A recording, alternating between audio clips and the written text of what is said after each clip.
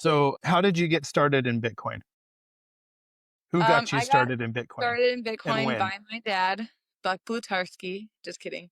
Yeah, dad got me started in Bitcoin back in 2021, I'm gonna say. Because I remember it was like all of my mission money that I had saved up, and you told me to put it in Bitcoin so that it could keep growing while I was on my mission. And that's kind of how it started. And that's obviously the largest purchase I've made to date. I've been making small purchases since then. And yeah, And how do you feel about how Bitcoin's been working for you?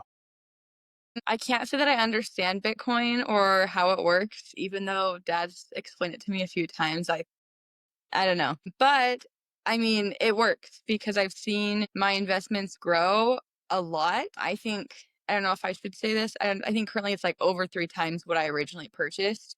And it's been 4 years, which is crazy.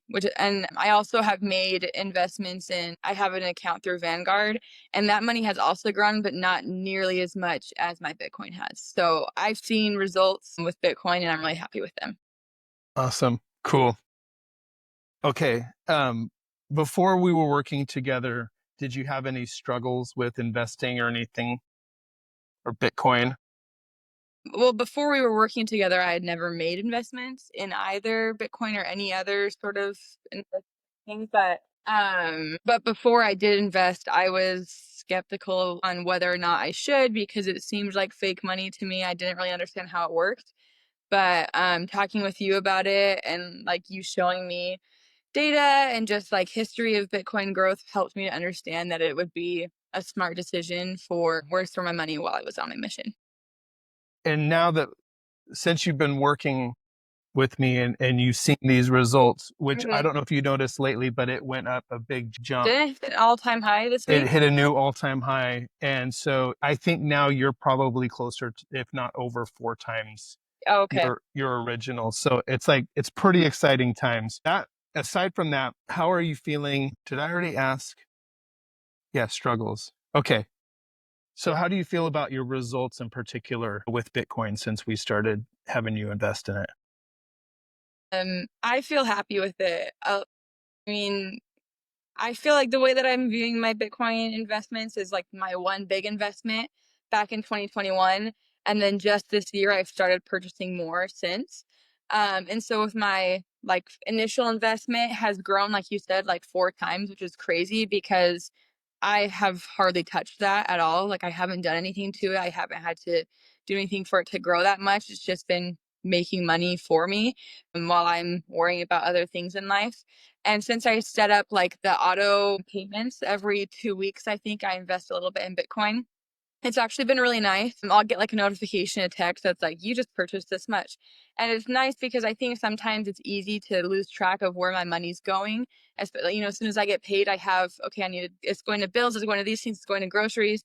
And my mind just has kind of skipped over like, how much do I need to be saving? How much do I need to be investing? So I really have enjoyed that aspect of I don't have to worry about like going through the process of like making an investment every single time I get paid. It's done for me, and it's not such a large amount that I'm really suffering at all. Like I don't feel like I'm having to scrimp for anything to be investing in Bitcoin, but little by little, like that money is growing, and yeah, makes me excited to see how much more it will grow in the future. So Awesome. So how are you speaking in the future? How are you about feeling about the future going forward with your investments in feel Bitcoin? really good, honestly. Like it's funny. I feel like I worry more about like my current financial status than my future one, because you taught me from a young age that that long-term savings, you don't touch it until you're living off of it. And so that's been my mindset with my Bitcoin is I'm not gonna take it out. I'm not gonna touch it until I'm living off of it. And I'm 22 and I have a lot of money in Bitcoin, which is really cool. I mean, it's not nearly as much as probably you have or some other people, but it's something like, I guess it's a point of pride for me that like I'm prepared for my future. Like I have a lot of money there and it will be nice as I continue just like living off of what I make right now and putting a little bit into Bitcoin as I go, that it won't be too long before I'll be enjoying the benefits of having invested early on and like having been, yeah, just making those simple decisions to invest a little bit and have it grow so much. So Yeah. So So you're 22 years old, you're a college student, you're surrounded by other college students. I know there's some 22-year-olds out there that are very successful and have made a lot of money. But you've been focusing on your studies for the last several years, right? You Right. served a mission, right? So you've been focusing on these other things, not on building businesses and building wealth and whatnot. But for people who are in similar circumstances to you, how would you compare your wealth and your results to the average student that you go to school with? I think I'm far better off financially than a lot of students my age, and I'm not trying to like brag about that. Right. But I've had conversations with friends who still like, and this is, dependent on every family and how like their dynamic is, but I've been financially independent like pretty much since I was 18, like I got scholarships and things like that. And so I think that combined with my investments, like not only do I have a lot of money invested in Bitcoin and other things where that's my money is growing for me, like it's doing its own work and I don't have to like I don't know, I don't want to say saving as much, but like I made investments and those investments are making money for me. It's not like a thing I actively have to work for my savings to grow. Um, but aside from that, I think just like having learned to manage my money helps me to be more self-sufficient. And I've seen that with my peers where a lot of them like, have struggles managing their money and they require a lot of assistance from parents or family members to like pay for school or pay for rent and things like that.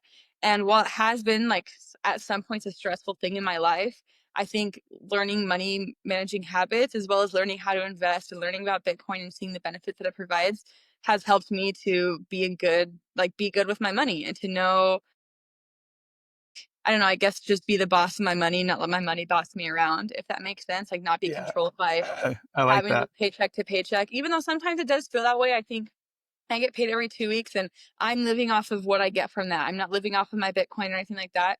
And depending on like how many hours I get a week, some weeks are a little bit tighter than others, but it's never been like I've never had to ask for money. Not to say I haven't received support from you and mom or from grandparents and things like that. Like I'm very blessed in that way. Like I have family members who want to help me.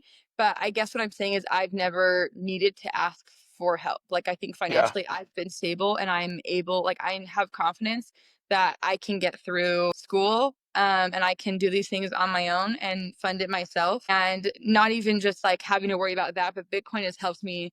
Like I guess what I'm saying, Bitcoin is helping me to worry about just that right now because I don't have to worry about long-term things because I'm like, okay, my money's in Bitcoin. It's growing on its own. I don't need to be like so concerned about like I guess past school. Does that make sense? Like right now I'm worried Totally. about paying for school. I don't have Yeah. to also worry about long-term Yeah. savings as much. Yeah. I love So that. You said that earlier, and I love that thought that you're more concerned about your immediate finances than your long-term finances. You've already seen what Bitcoin is doing for your long-term mhm. situation. You already have that mindset that, hey, I'm not touching this till I can live off of it. Right. So you're committed to hold this for 20 years or more until you're in that spot and you're contributing to it. And so, yeah, that totally makes sense.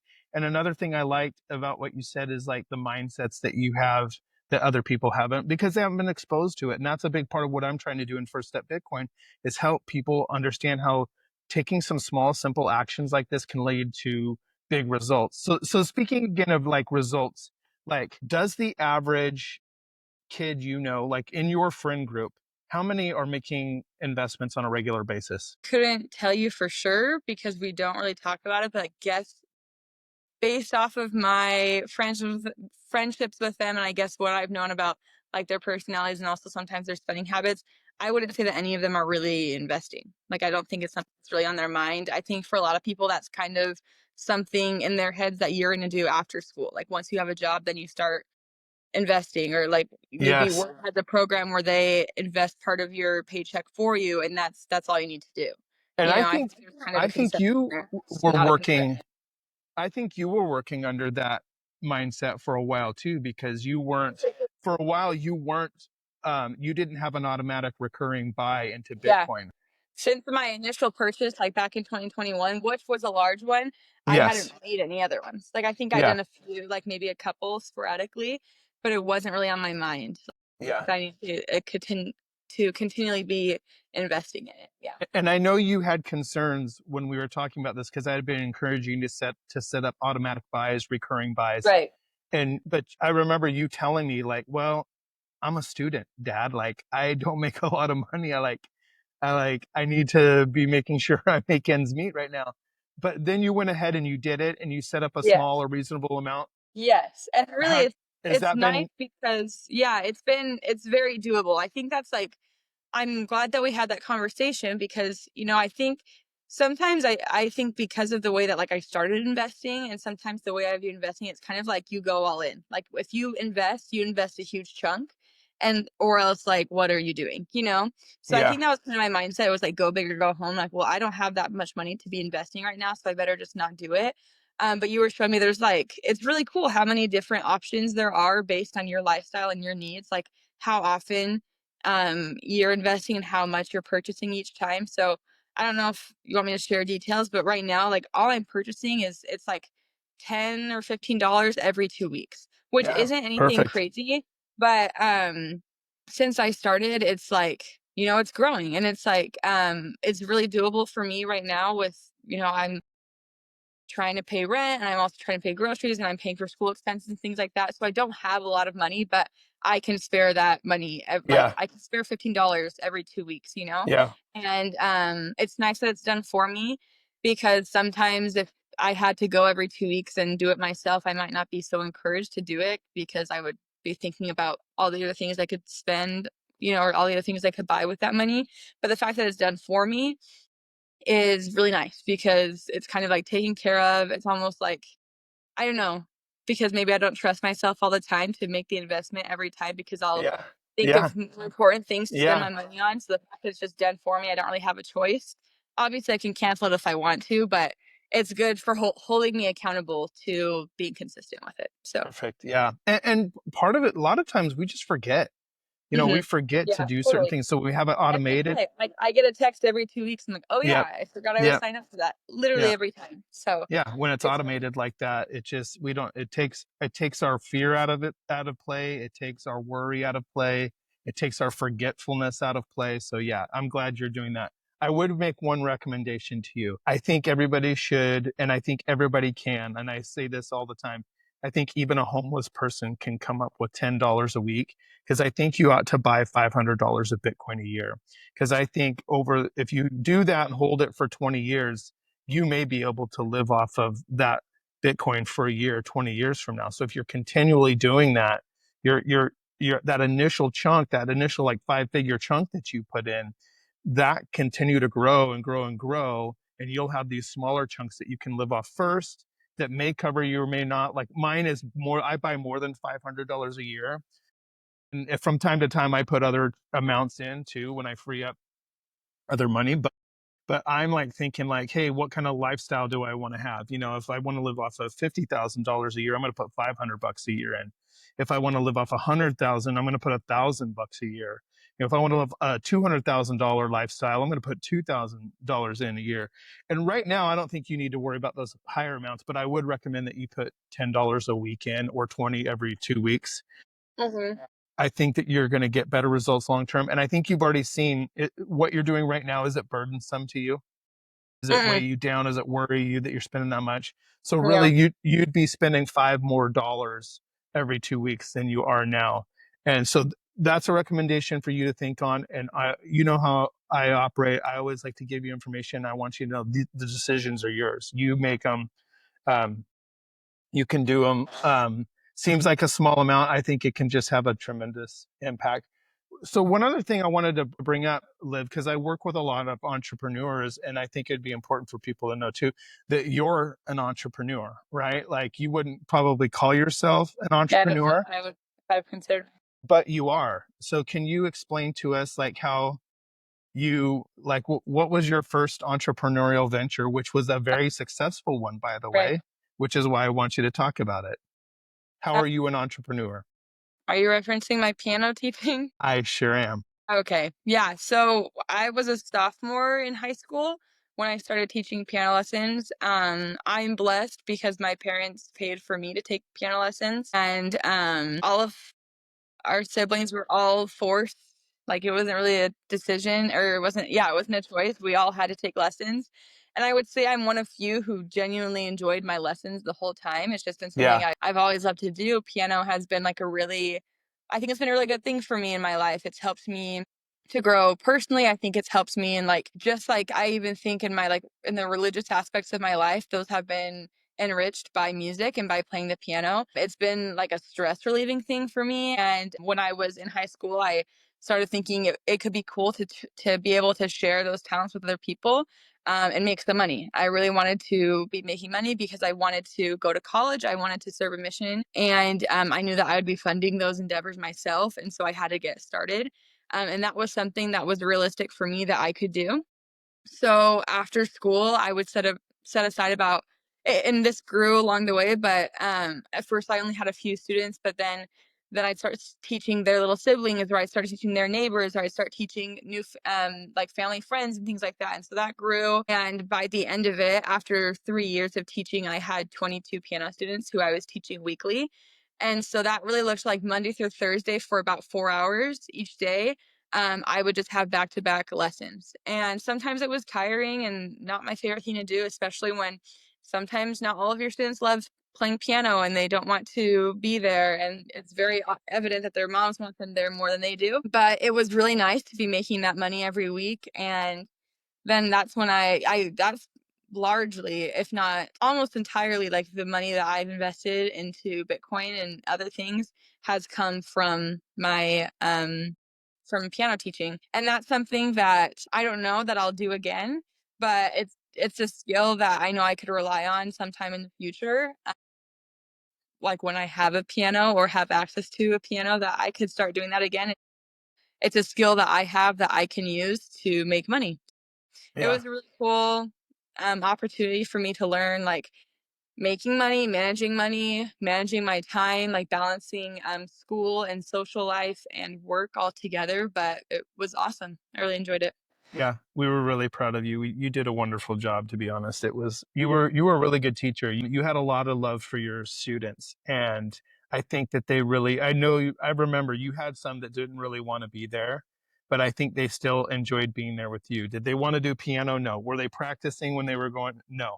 But then you did have some students that did that. That was also really cool Yeah, that to was see really their cool. progression and come in from week to week. I remember a couple times coming out and saying like, "Hey, so and so, you have gotten so much better. I can tell you're practicing. You are doing like it was Mhm. so impressive to see there." And then another question I wanted to ask you. So I had taught you guys about how to manage your money, how to put it into different pools or percentages. And I think this was another reason why you had so much money to invest. Do you remember the system that I taught you back then of how you should spend your money, or how you, once you got your money, how you, what you should do with it?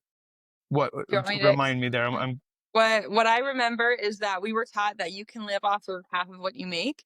And I remember we'd have like lessons, like family home evening lessons where you would give us pennies or candies and we'd practice doing these things. But I remember the first rule is first we pay God, right? We pay our tithing and then you pay yourself. And so we talked about 20% goes into long-term savings and another 20% goes into your short-term savings.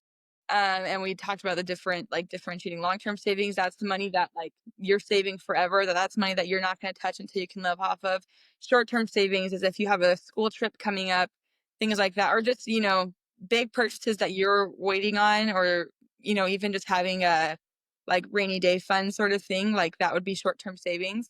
And then you can live off half of the rest, or the rest of it, which is 50%. And at different times in my life, I would be saving more than that, especially, I mean, if I could go back now, I wish I would have saved more when I wasn't paying rent and I wasn't paying groceries and I wasn't paying a car bill and a phone bill and all these other things, because that goes by really quick, that money. But it's been doable. And I can't say that I'm following that model now. I definitely think currently in my life, just like my expenses and things, are more than half of the money that I make, but I still have time. I still have enough money that I can be saving, like probably aside from tithing, I'm saving 20%. And so, and I know that this is a temporary thing. Like, I think you go through different periods of your life when you can save more than others. In high school, I could save a lot more than I can save now, but I know that I can always be saving money, I guess Yeah. is what I'm saying. And I think too, so one of the other things, if you'll remember too about that system is I would encourage you guys because I knew that your living expenses were so low back then. So I Mhm, encourage you to flip your short-term savings with your living expenses. mhm, And I remember in particular, you took that to heart and you did that because you had a lot of money saved up. And it was because at the time you were living off about 20% and saving 50% and putting it away. And I remember you still lived good. You would go out and eat with your friends when you wanted to, not a ton. mhm.